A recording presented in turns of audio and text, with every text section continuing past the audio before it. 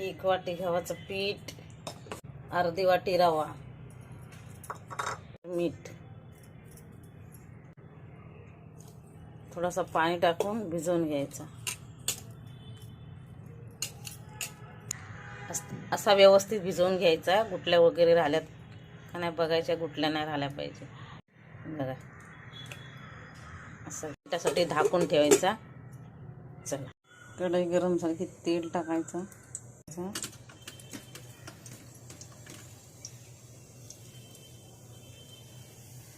गरम झाला की सगळ्या भाज्या आपण चिरून घेतल्या बघा. कांदा, टमाटर, फरसी, गाजर, हिरवी मिरची, एक लसूणची पाकळी टाकली.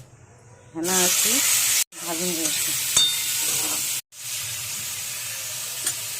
कमी टाकायचं कारण पिठात टाकलेला हो ना म्हणून. आता थोडासा मीठ.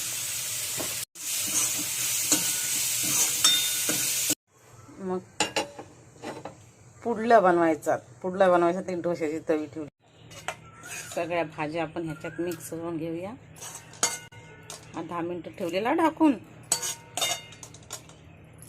बघू शकता मस्त तयार झालेला आहे.